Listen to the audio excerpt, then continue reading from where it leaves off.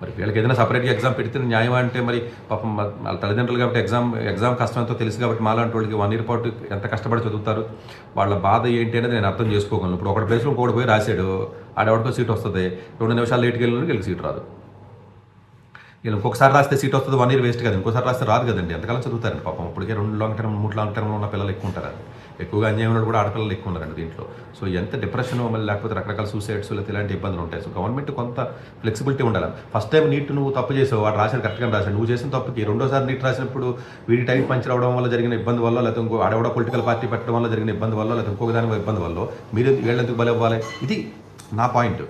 నేనేమి రూల్స్‌ని డీవేట్ చేయమని చెప్పట్లేదండి. రూల్స్ ఏముందండి, ఎలక్షన్ వేస్తే అర్ధరాత్రి 12 కూడా ఓట్లు వేయించడానికి వస్తే ఓటు వేయించున్నారు కదా!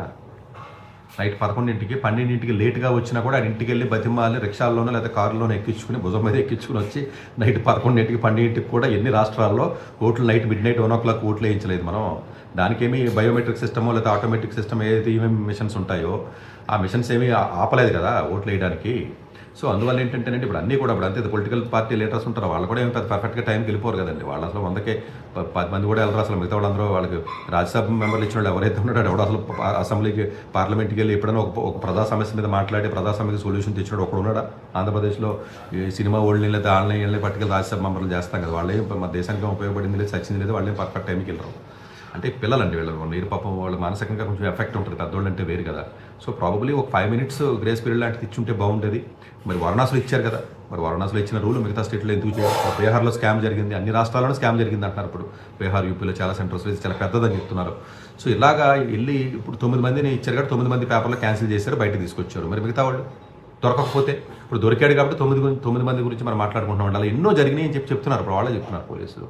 మరి అన్ని ఎగ్జామ్స్ రాసేసారు కదా, మరి వాళ్ళ వాడికి అన్యాయం జరిగింది. పాపం వీళ్ళందరూ కష్టపడి రాసిన వాళ్ళు మీ ఎవడో కొంతమంది చేసిన తప్పుకి గవర్నమెంట్ యాక్షన్ తీసుకుంటారా అంటే అక్కడ మినిస్టర్ రాజీనామా చేయనంటాడు, అక్కడ ఉన్న ఎన్టీఏ హెడ్ రాజీనామా చేయనంటాడు, ఆ కింద ఉన్న వాళ్ళు మనుషులు ఎవరైతే స్టాఫ్ ఉన్నారో వాళ్ళని సస్పెండ్ చేసి వాళ్ళు ట్రాన్స్ఫర్ చేసామని చెప్పి చేతులు దొరికిస్తున్నారు. అయిపోయింది ఆల్రెడీ.